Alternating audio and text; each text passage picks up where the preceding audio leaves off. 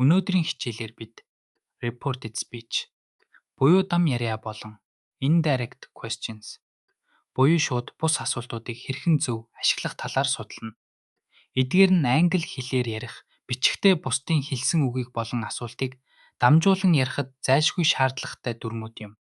Дам яриа гэдэг нь бусдын хэлсэн үгийг өөрсдийн үгээр дамжуулан илэрхийлэх арга юм. Жишээ нь he said I am busy гэдгийг he said that he was busy болгон хувиргана. Дам ярианд үйл үгийн цаг хэрхэн өөрчлөгдгийг харцгаая.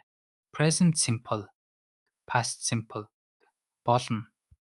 Present continuous, past continuous болж хувирна. Past simple болон present perfect хоёул reported speech past perfect болдог. Шууд бус асуулт үүсэхдээ үйл үгийн байрыг солихгүй байх хэрэгтэй.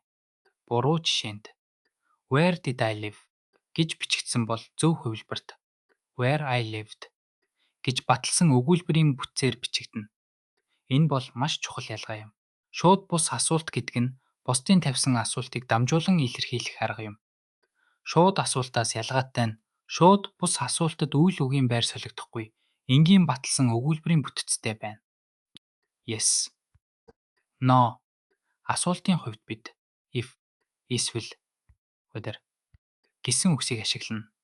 Одоо reported speech болон indirect questions ийг баттгах дасгал хийцгээе. She said, I will call you tomorrow болон he asked, Have you seen my keys гэсэн өгүүлбэрүүдийг reported speech болон indirect question болгон хувиргана уу?